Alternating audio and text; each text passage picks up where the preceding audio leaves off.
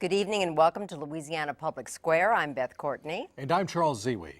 Well, tonight on Public Square, we focus on highways in Louisiana and what the State Transportation Department concedes is a perpetual game of catch-up in highway construction and maintenance. Politicians who are under pressure these days to do something about building more roads are now exploring the possibility of creating toll roads and allowing local governments to impose taxes to pay for their own highway repairs. Well, complicating matters is the state priority program for road construction, which allows the governor and the legislature to put new projects on the list once every 5 years. Motorists, meanwhile, are increasingly frustrated with traffic jams that seem to be a way of life in at least 2 of the state's major cities. Getting anywhere in Louisiana can be a challenge. Driving along Louisiana, you feel you have a bump every time you go 10 feet, a pothole and what have you. The state spends about $600 million a year on highway construction, but 2/3 of the money is used to preserve existing roads and bridges. In addition, more than $10 billion worth of highway projects remain unfunded. In Baton Rouge, traffic is a lot more congested than when you travel to other major metropolitan areas like Nashville or Birmingham. If you travel in other states, there's a big difference. Sometimes when you cross the state line, you immediately know that you're in Louisiana. The National Road Information Program estimates 1/4 of major roads in the state are in poor condition, which in turn costs motorists an extra $1 billion a year in vehicle repairs. Along with that, an estimated 3 out of 10 urban highways are congested, and 1 out of 3 bridges no longer meet federal safety standards. Complicating a constant game of catch-up and repairs is Louisiana's poor soil, according to Department of Transportation and Development Deputy Secretary Cedric Grant. The soil conditions of Louisiana do not lend themselves to long-term maintenance of asphalt and concrete. The soil moves. So it really takes a lot more to build a highway in Louisiana. The Highway Department, meanwhile, is the target of frequent complaints that it is wasteful, unresponsive, and slow to finish projects, something new Transportation Secretary Johnny Bradberry is vowing to change. Aging infrastructure is an issue. To the point that it's a crisis in Louisiana, I wouldn't say that at this point. However, it's how you manage the situation that we have. If we manage what we have properly, if you manage it right, we could prevent it from becoming a crisis. What constitutes a crisis, however, may be in the eye of the beholder. In September, state officials didn't order critical lane reversals on interstate highways until nearly 18 hours after New Orleans Mayor Ray Nagin told residents to flee Hurricane Ivan, a Category 4 monster whose winds reached 150 miles an hour. As a result, many motorists encountered up to 10-hour delays simply getting through Baton Rouge. Jefferson Parish Emergency Management Director Walter Maestri monitored events as the storm approached. If you were flying on a helicopter out of metropolitan New Orleans on the day before the storm made landfall, you would have seen a steady stream.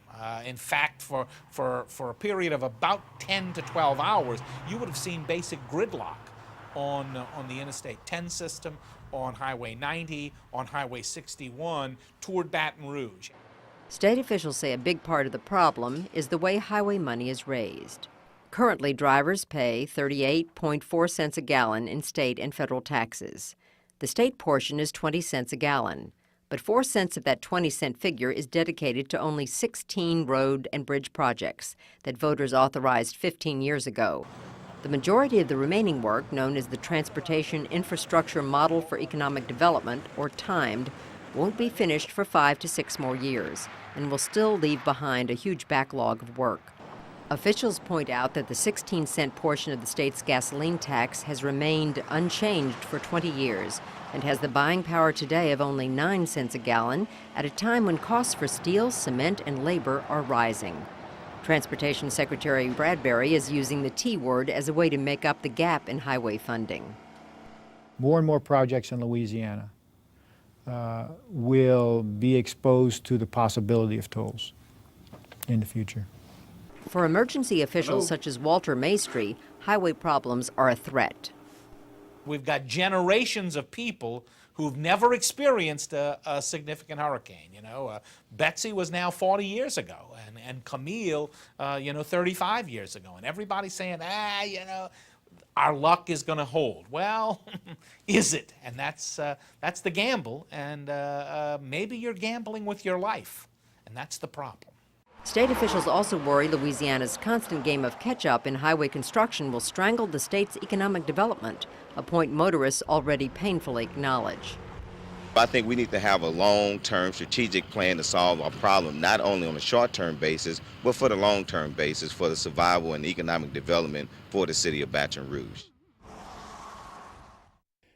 Participants in tonight's Public Square were scientifically selected at random by the LSU Public Policy Research Lab from residents of the Baton Rouge area. Before they got here tonight, we polled them on their attitudes about highways. They were about evenly split, by the way, between moderate and conservatives, between Republicans and Democrats. Not surprisingly, a third of our participants rated Louisiana roads as worse than other states in the region, but they were evenly split also on what to do about it. One measure they did support is construction of more toll roads, but they staunchly oppose increasing gasoline taxes to pay for those highways. Residents recognized that roads are important for economic development, but they do not think, they told our pollsters, that state government spends taxpayer money wisely on roads and highways. And finally, despite the controversy over the horrendous traffic jams during this fall's hurricane evacuation, most people in our poll thought the state's hurricane evacuation plans are effective. So let's begin tonight with a question that we also asked on the poll. What should take priority in Louisiana? Fixing roads most in need of repair, or concentrating on building highway systems that attract new business to the state? Who wants to tackle that? Who wants to go first? John? Highways for economic development, or highways just to get where you're going better? To me, economic development. Because if you can attract businesses to our state, the money for getting from one place to another will come to us. Everybody agree with that? Justin? I think that it's not necessarily either way. When you look at something like that, it takes different parts. You have to look at it from all angles. If you want businesses here, you have to have people that like the area, that want to work around here. So if you build highways and stuff for the businesses and you don't focus around here, then nobody's going to want to be on these public roads, and we're going to have a lot of our intelligent workforce move out and go to somewhere where there are better roads and such. And you also need the businesses because they can bring more taxes, or they'll pay more taxes and raise more money to fix these problems. So you have to look at it from both ways and see which way it's going to work best. Jim, you wanted to make a point. I agree with Justin. I think the question is quality of life. The time I've lived in Baton Rouge, I've seen the city continually cut up by highways, which means it gives people opportunity to leave the city. So more and more people are living in the outlying parishes. They demand more roads to come in. And all we have in the city is we're dividing it into sections and encouraging people to leave. I think that's a prime issue. I don't know if we need more roads. Maybe we need some mass transportation system. I think that would be a lot better idea than slicing up the city. I have a highway going right by my house now, from 2 lanes to 4 lanes. So this is right in the middle of Baton Rouge, so it's personal. And how does that strike you, though? I mean, tell me about how it's impacting you. Has it made your life worse? Well, right now, because the constructions have been going on for almost 2 years, and there's probably another year going. It's Old Hammond Highway. And yeah, it's a problem. I live close to work. My wife has to go downtown. That's a problem, so things are kind of jammed up. Who else? Harvey, did you want to say something? Yeah, I think economic development or transportation systems to foster economic development are a laudable effort, but the plan, and the long-range plan for economic development, needs to be put forth, not haphazard, skip and miss, hit and miss as we go. The necessity for mass transit, as the gentleman had said previously, is paramount to take some of the traffic off the roads. If we had a transportation system, we would certainly engender improved transport of people. We're hearing from all the guys around the table. Ladies, go ahead. In Saturday's paper, there was an article dealing with sprawl. And sprawl centered on a number of people moving into the outlying areas. And as a result, it caused more congestion because they had to travel back into the city. And I believe it would be more economical if the state would restructure and redesign the highways that we have existing to accommodate that traffic. Furthermore, I believe that if we revitalize some of the downtown areas and to prohibit a lot of the residents from moving to outlying areas, it would cut back on congestion. How do you prevent people from moving? Because we have, if you notice that downtown, a lot of the areas have become, a lot of the buildings are dilapidated. A lot of the areas downtown do not attract people to move into those areas. But if you could make it more attractive for people to stay in those areas and rebuild those areas, then the people won't move. But a lot of times it's the crime that people are running from.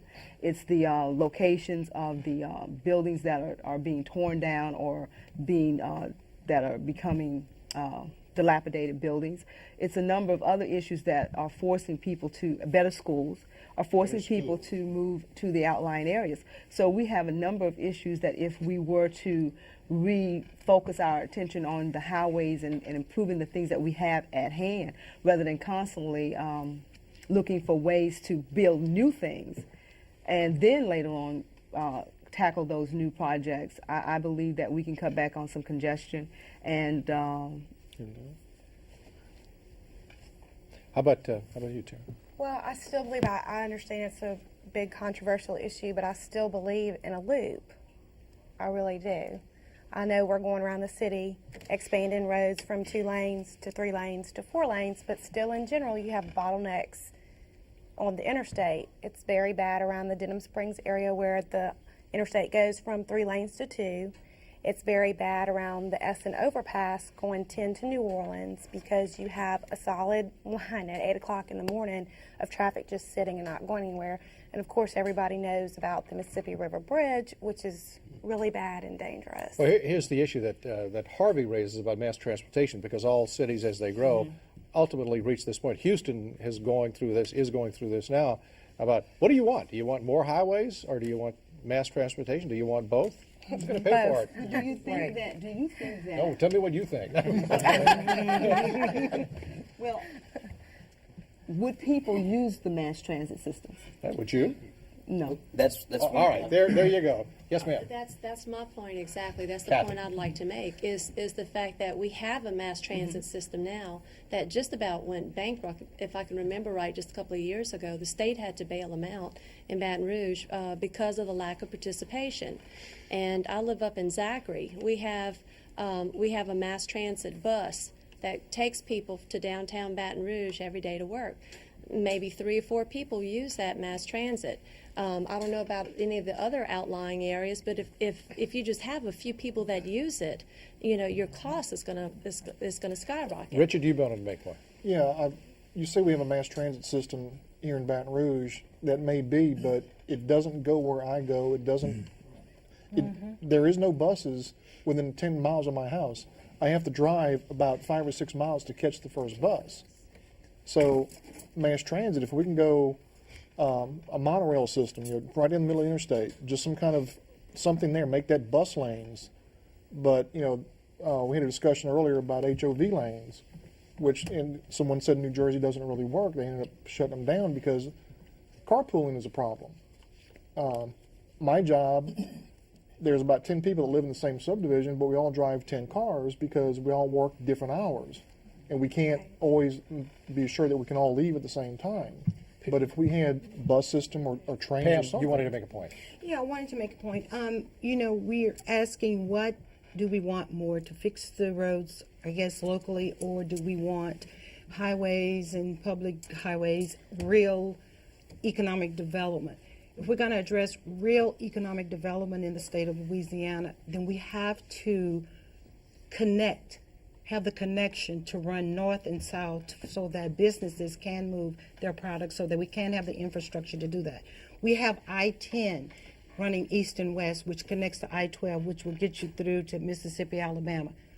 I-49 does not run the entire length of the state until we can actually find the resources, find the federal funds to actually do that. Then economic development, in my belief, is going to suffer. Let me get Scott over here, who's been anxious to say something. I was just going to say, I hear all the great points, but I think if we're talking about what the state can do, I think it would be to streamline the process, because you've got, for instance, in Baton Rouge, you've got roads like O'Neill Lane that become state highways for a while, they become local roads for a while, then you've got an interstate system, and so you've got a federal government, a state government, and a local government all trying to do the same thing, and sometimes it's all for the same road. So, you know, at least between the state and local governments, I'd like to see the state somehow streamline the process for, you know, where local roads, local communities can work quickly with the state government to fix local roads, and then I think you can solve the problems of, you know, do you fix the bad roads first? You might be able to do both at the same time. Martha? I'm curious as to who would fund this mass transit system. Would it be city or would it be state? Well, the state transportation secretary is saying that in the future, roads are going to be paid for with tolls. I mean, he just said that in our backgrounder piece here. So you that want to would pay be more us. for mass transit and better roads? Would you pay? No. But You said I no? noticed that people on the panel here are speaking of moving from one place to the other, mostly on the interstate. How about the northern part of East Baton Rouge Parish? We don't have access to the interstate. You know, we have these same old roads that we've had for years, and there has been proposals of throughways, byways, but they're still being proposed. Let me try to get everybody. Jeffrey, Steve, just go ahead. Well, I would have to concur with the statement that was made earlier. I could having just moved to Baton Rouge this spring from North Louisiana, from Shreveport, where there are 2 loops around the city, it does ease traffic immensely, and that would, I believe, take this major traffic congestion out of the main arteries of the city and distribute it more efficiently. Steve? I would say that more transportation would have been better, but the problem we have is because it's not effective or efficient. I've been to Virginia, Maryland, I lived there before. Almost everybody ride bus, and it helps with the congestion. But here, like Richard said, here we have mass transit within one segment, and it's not distributing it, and that's the basic problem we have. If we distribute, you will see a lot of people will ride bus. We have several. Bernice. Looking at the problem from a macro perspective, I think that everything that everybody has said is useful and can and could and should be used. However, I think this solving the problem will take a long-term approach with cooperative efforts from the state, local, and federal government in terms of funding and looking at how neighboring states or cities or even looking globally, how other people have solved their problems. But I think all of the ideas, mass transit, or who should we have economic development, or should we fix the local streets or whatever, both of them are needed and both of them are necessary, but I just think it's a matter of planning. But who would pay for that? Okay, state, federal, and local. And you have to include us, because I'm sure that the citizens are going to have to, we're going to have to step up to the plate. If we want it, we're going to have to pay. Okay, well, if there's Wait, one at a time. Everybody gets one. Just go if ahead. there's an increase in gas tax or whatever, instead of 16 cents, maybe 1 cent. 1 cent, and this is on the local level or whatever, state level. There are monies that are set aside, federal monies or so forth. So one person or one entity would not absorb all of the cost or whatever. Do you think that people would be willing to, with the gas prices the way they are now, want to Okay, increase. that's the reason I said long term. Increase in gas prices wouldn't be popular. Let me get Now, two other people. Justin, we'll get you in a second. Bill wanted to say something. Tony and Paul back here. Let me hear from you because we haven't heard from you yet. The way it is right now is we have these boats on the river and up and down, and the video poker machines at gas stations and whatnot. All of those are supposed to be providing income to the roads and to the school systems here. That we're self-taxing ourselves in an already overburned tax base as it is. The tax level here is outrageous. Knowing that, we have to take what money we have, what money we're bringing in through those sources, the lottery, the boats, and all of that, and use it to improve the infrastructure of the roads to get the transportation. What you're saying about long-term is absolutely right, because traffic is not going to do anything but get worse. There's more cars, there's more people, there's more kids being born. They will drive. Mass transportation has to be both between cities. It has to be able to take you where you need to go. There has to be a better taxi system.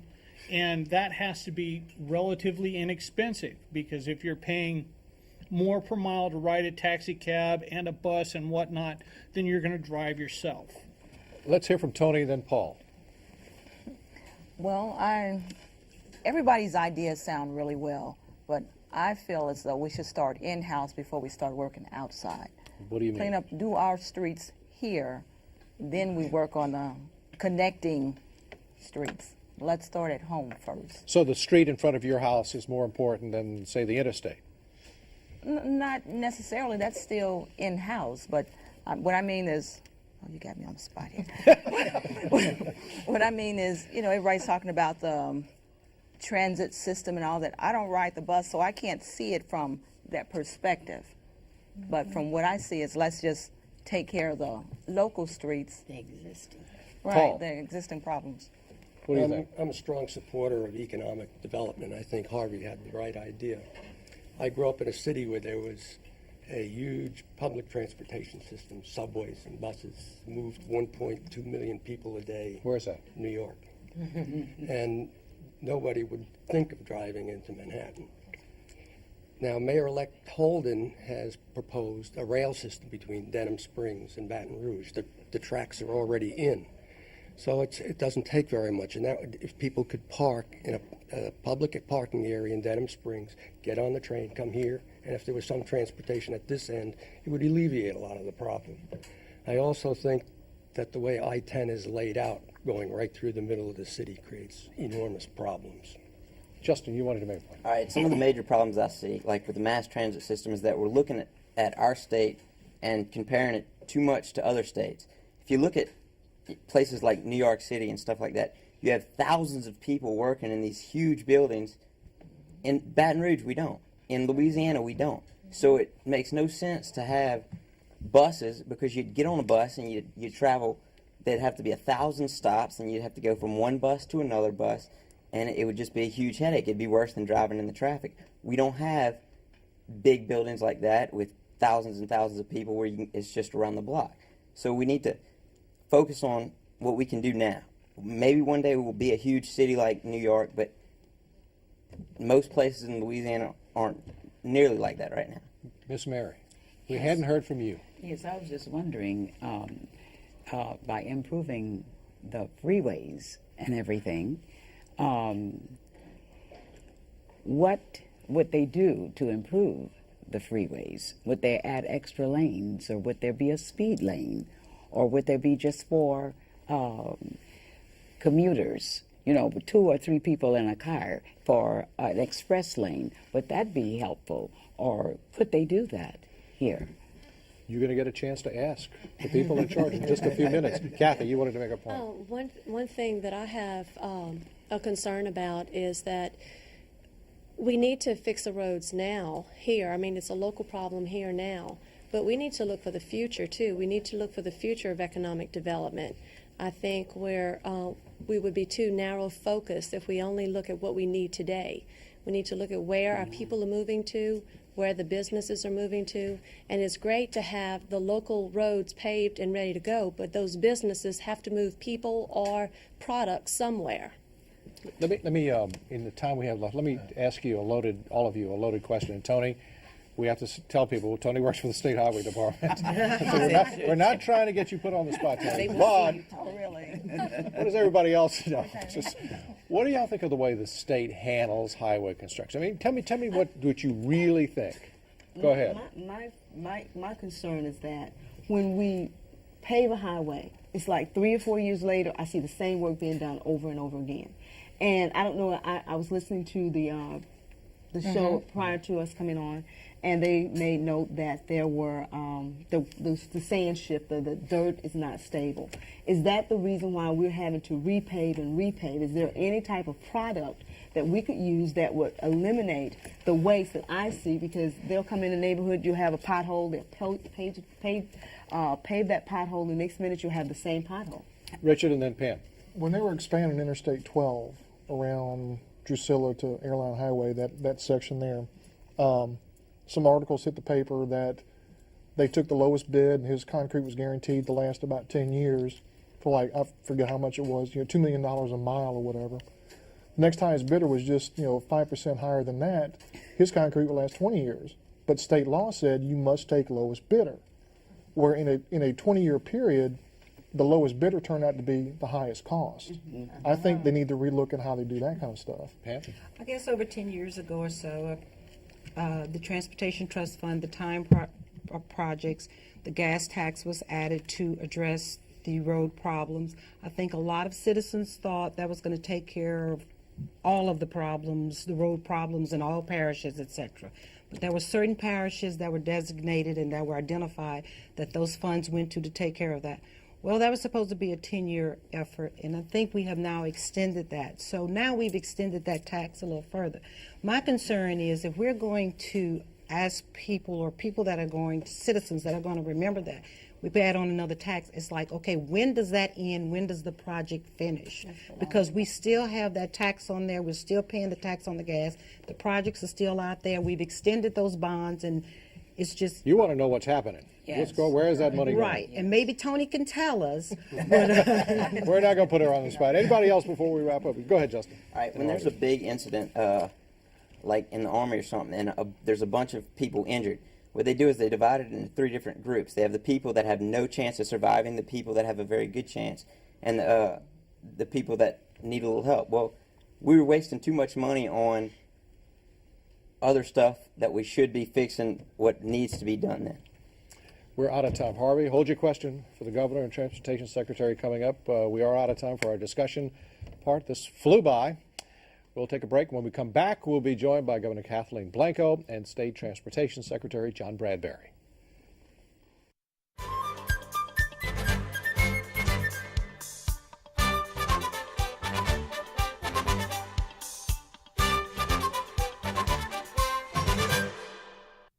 Trust. It's grounded in fairness, built on experience and integrity. That's why Americans trust PBS for news and information. For credible, comprehensive coverage, balanced, unbiased analysis, reporting that sets the highest standards. Honest, objective, trusted. PBS.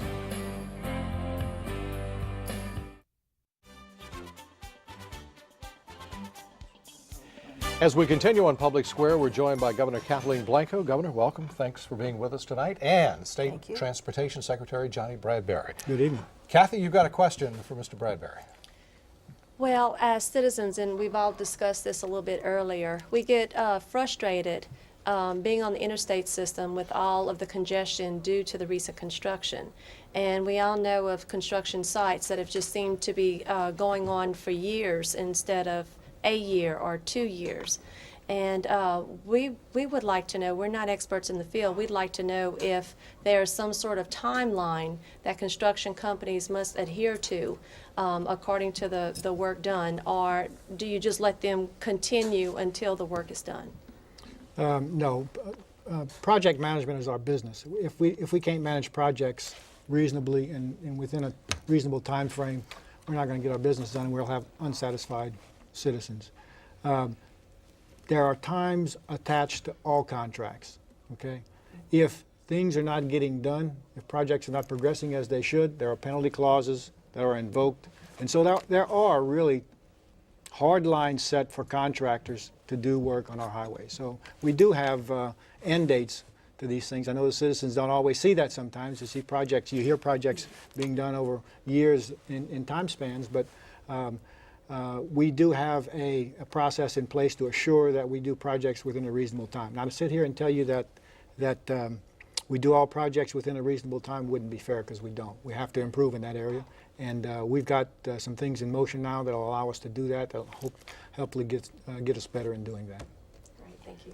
Go ahead, Scott. Yeah, I have a question.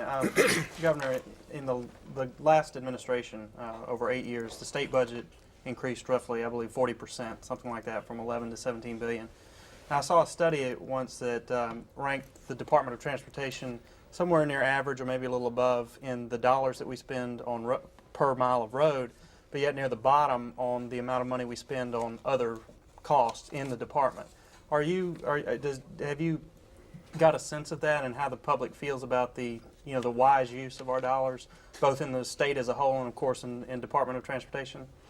Well, Scott, it's our really serious responsibility to make sure that every taxpayer dollar is spent effectively and efficiently, and that's what I've charged Johnny Bradberry to do as Secretary of the Department of Transportation. This is one department that has come under a lot of public question, scrutiny, because their work is out there where people are passing it by every day, and things don't seem to be moving as rapidly as Kathy mentioned. Or you don't seem to be getting the congested areas fixed as quickly as we would like to all see. It causes a lot of customer frustration from our citizens. We're working hard to dissect the department, to look at how we spend our money. We've also done some things like incenting the companies who win the contracts to finish early. They get a little extra money if they finish early. But there's no road project that can be done overnight. It's impossible to eliminate all of the frustration because we want our convenience. We don't want to have any interference, and we also want the roads widened or resurfaced, improved, and things like that. But as governor and as transportation secretary, both of us are looking hard at making sure that our taxpayer dollars are effectively spent. Now, there's huge need out there. We know and we see that we're trying to spread our money as much as possible, but costs keep going up. So each year, that same dollar is worth a little bit less. We don't get as much done now with the same amount of money that we used to be able to get done. And that hurts the whole effort, too. Pam and then Justin. Yes, Governor, Mr. Secretary, this is a question about hurricane evacuation. Every time there is a hurricane, we have to evacuate, and every time we do it, we realize there is room for improvement each time. And I know that Louisiana is working on an effective or more effective way of evacuating people out of New Orleans. But my question is, can Louisiana's evacuation plan be effective without collaboration with the states of Alabama, Mississippi, and Florida, since most of those individuals were traveling west and feeding into Louisiana? Does it take collaboration with other states in order to make it effective all the way around? Yes, it does.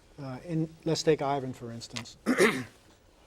In the last storm, we saw migration from the east, from Alabama, Florida, Mississippi, coming on I-12 and creating a problem for us right here in Baton Rouge on I-12. You saw at the intersection of 12 and 10, you saw that congestion, you saw the backup, and it migrated itself throughout the city of Baton Rouge, fundamentally.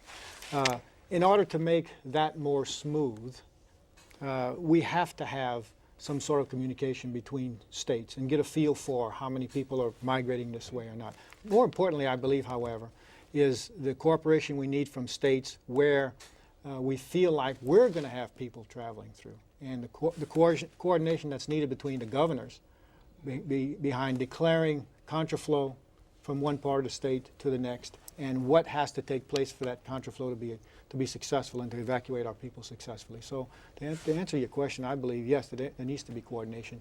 We are building improvements in our plan to assure that coordination. And we're learning from Hurricane Ivan. We've learned a lot of things from Hurricane Ivan, Yep. and we're going to bring to the table. Did you want to add anything on that? Well, I think it's important for our citizens to realize that they need to evacuate.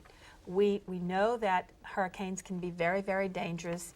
We've been lucky in many respects, especially this year, but we've also had our share of brutal attacks by hurricanes, and we have to remember to pass that on to the younger people to make sure that our lives are protected. You know, as we worked through this situation, we did learn a lot of lessons, as Secretary Bradberry pointed out.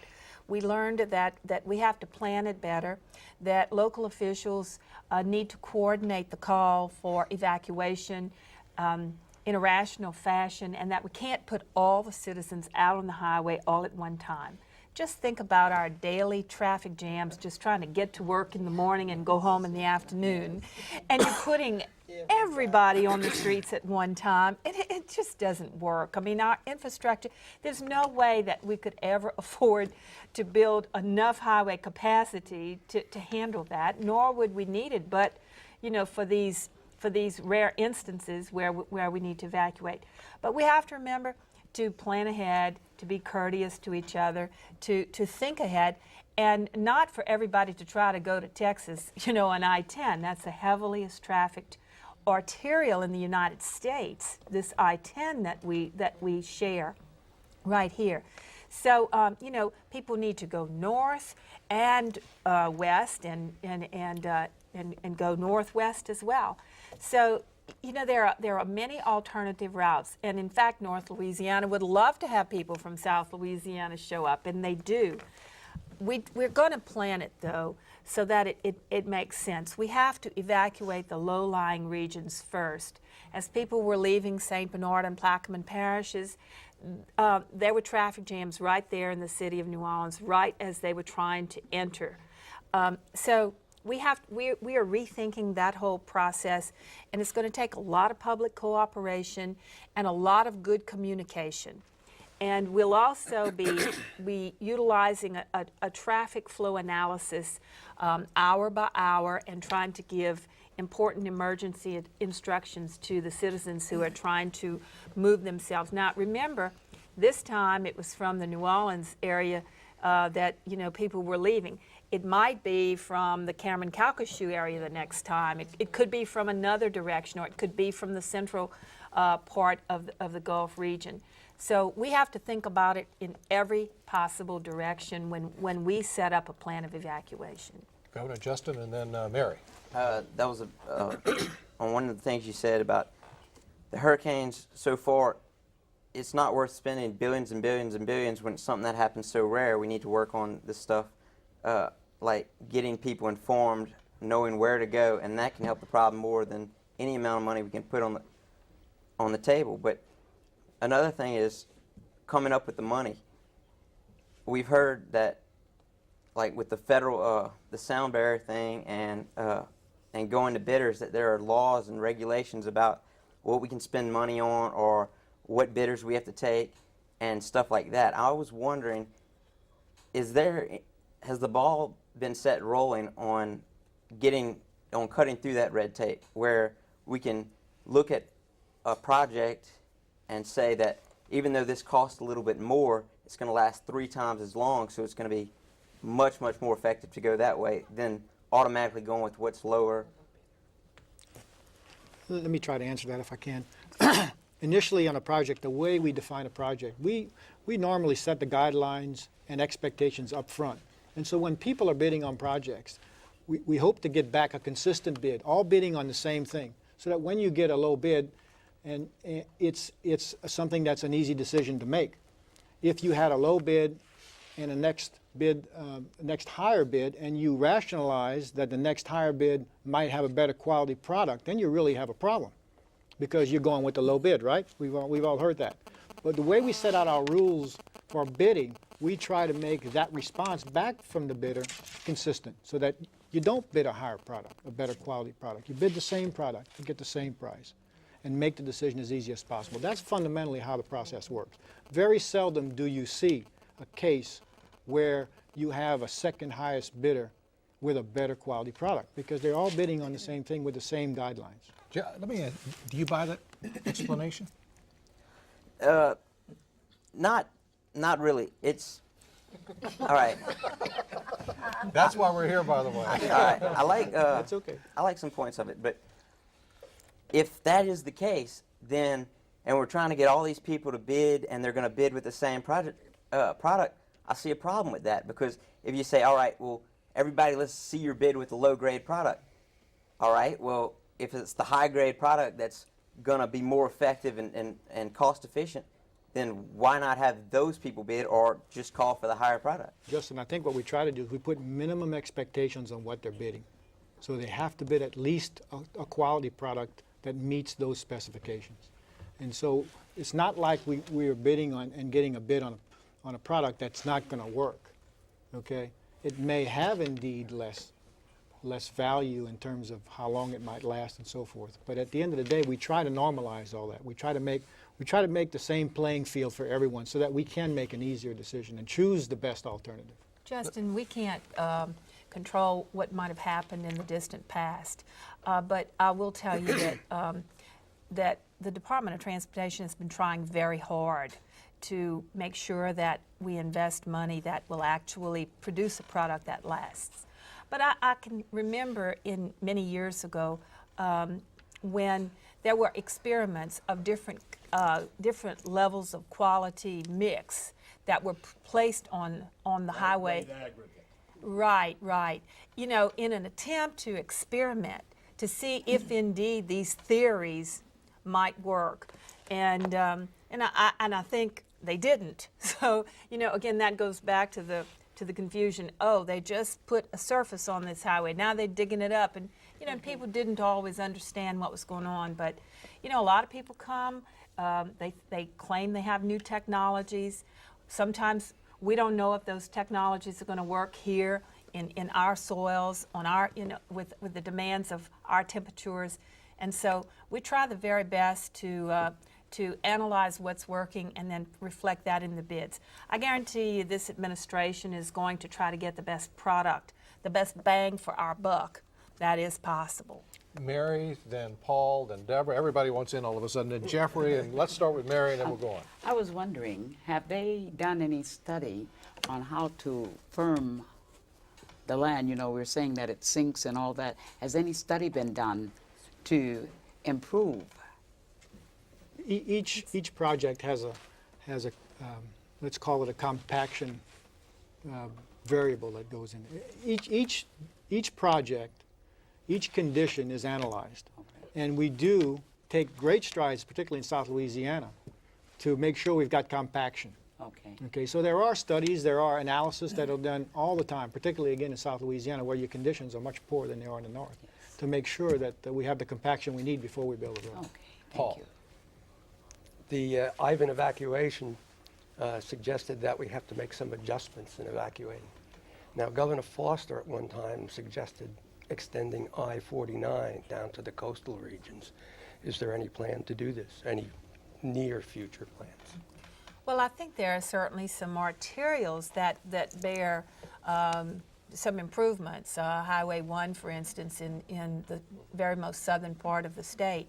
I-49 is definitely on its way to becoming a reality, but we're currently dependent on the federal government to come up with a transportation plan that, or funding of a transportation plan that's one that's reliable, that we can count on. And Congress has taken about 2 years and has not done this. Traditionally, they usually fund for 6 or 7 years. But now we're going from year to year, so we don't have a predictable, reliable source of money. We're hoping that maybe at the end of this year they'll do that. Then we can do some planning into the future and finish the I-49 corridor. It currently goes from New Orleans, and several overpasses are built. It's not interstate quality yet, but it's becoming safer and safer as more overpasses are being built by the state. And then in the northern region of the state, from Shreveport to Arkansas, we're buying rights of way. Johnny can speak a little bit more directly to this. And we're beginning the process, the early processes. I think most of the rights of way have been purchased. This is a very expensive project in the billions of dollars. But Louisiana's putting forth its share, and we're ready to receive, I believe, is it 90%, Johnny, from the federal government for the interstate portion of the network. Right. Do you want to add anything really quickly? I-49 North, in January of next year, we'll begin the process to start completing that leg from the Arkansas border to Shreveport. We'll make that connection. That project in itself, the northern part of I-49, we're talking about $365 million.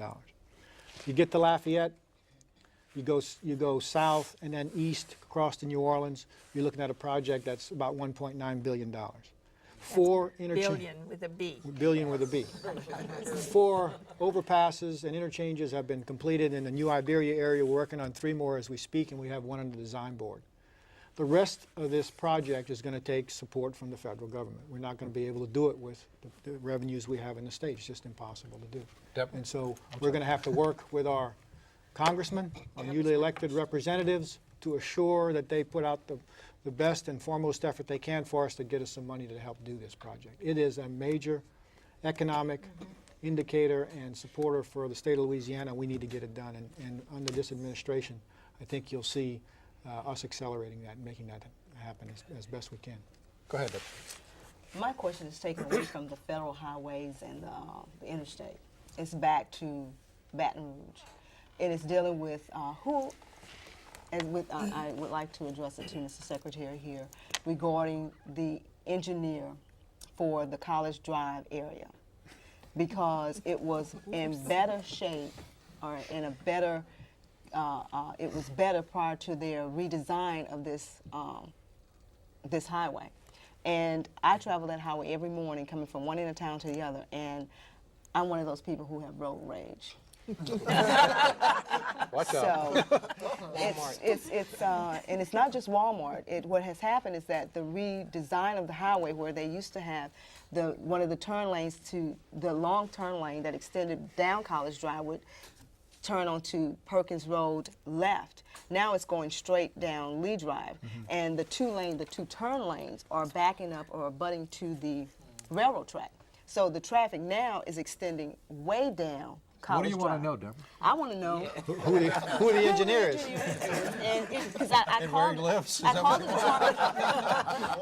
Department of Transportation, and I was informed that I called the city department, and they told me the State Department had something to do with the design. It's the engineer, and because I made a complaint regarding that, and they told me that they are not going to redesign that highway when they just redid it. All right, so you have a person here almost about in road rage right here next to you. Well, first of all, I don't know the name of the engineer, and coming into this project is a project that started before I got here, so I know very little about its ins and outs. But I can tell you that the department is ready to work with the parish and the city with respect to these types of problems. And there's no doubt that that project was indeed a problem because it created problems for our citizens. But all I can do at this point is make a commitment to you that we'll continue to try to improve that relationship and make that better. The department has no direct responsibility for that highway. We approve plans because some of that money is pass-through money from the state. From the federal government, but I guess the hand I'm putting out to you is that we're going to, and to the city parish, that we're going to work more closely with projects of this nature to try to. Is there legislation that could be passed that might streamline some of that process, Well, that might make it easier for local governments? Let me comment on this. With that, the governor has charged me with coming into the department and looking at the way we do our business. To really perform with the resources we have, both from a dollar perspective and from a human perspective. And so what I'm concentrating on now is how do we get the department more efficient, and to look at processes like this and to streamline those processes and to assure we reduce cycle time, we get more out of the people that work for us, we get more bang for our buck, and we get more satisfied citizens, and we get more work on highways done and more projects done at a higher quality. And so we have an effort in place at this time to do just that. We started it about a month ago. It's in motion. We plan to have the first phase done for that project by the first quarter of 2005. At that time, I'll report to the governor, I'll report to the Joint Transportation Committees, and we'll lay out for them what it is we need to change in our department to make things better than what they are today. It's always a challenge because some streets are controlled by a city, some streets are controlled by a parish, and some streets are controlled by the state. So it takes a lot of coordination between all of the entities to get a project from the beginning to the end. When it's controlled at the local level, then the parish or the city relies on a tax base from the citizens of that particular parish or that particular city to provide a revenue stream, but invariably they come to the state and ask for a little help. Sometimes it's possible to give a little help, and sometimes it's not. It depends on the situation, that the state is going through at the particular time.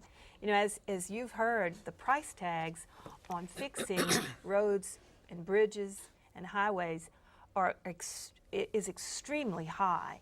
This is an ongoing problem. Materials are getting more and more expensive as we go along, but I think we are getting a little bit smarter. I was particularly pleased to watch some of the interstate projects here in Baton Rouge happen without too much interference of the traffic over the last few years, and I'm giving credit to our prior administration.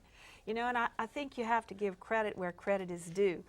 But every one of them are not perfectly done, and so we're trying to move a little bit closer to a system that produces a little less frustration.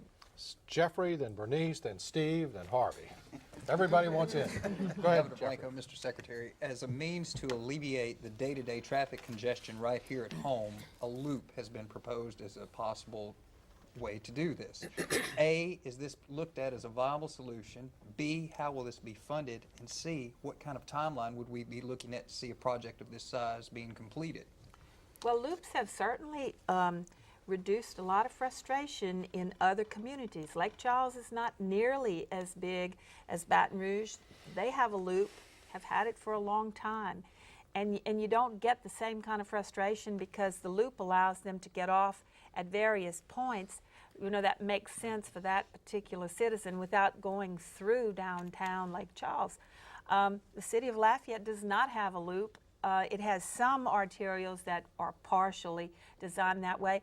There's more frustration there. Baton Rouge does not have a loop. There's a lot of frustration here. How would it be paid for? Well, it would probably, if it's a part of the interstate system, then it would be eligible for some federal dollars, but those are scarce right now. If it's a part of the state system, then the state would try to maybe partner with the local government. And the citizens, though, would have to self-determine how much frustration elimination that they're willing to pay for. Right. But that's all the time we have for questioning of the governor. Governor, thank you for being with us. Mr. Bradberry, thanks for being with us here on Public Square tonight. Beth, Courtney, and I will be back in just a minute with a few final thoughts.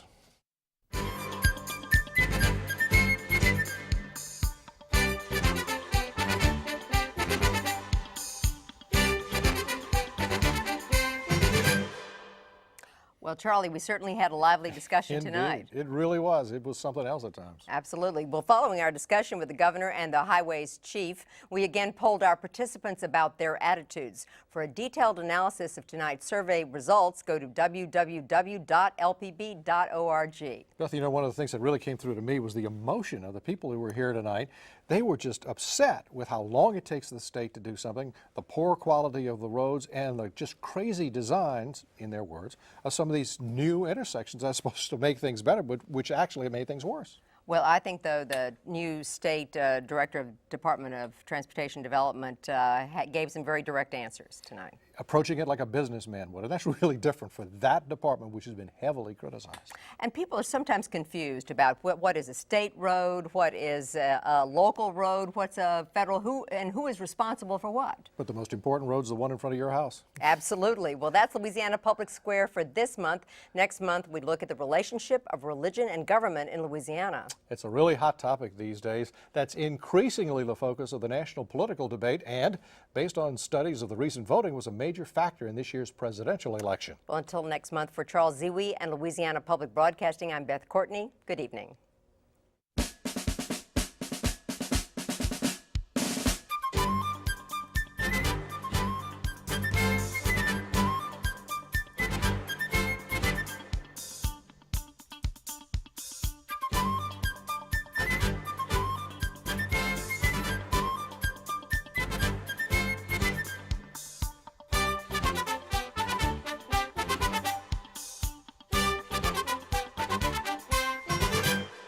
A home video of this program is available. For more information, call 1-800-973-7246 or write to the address on your screen.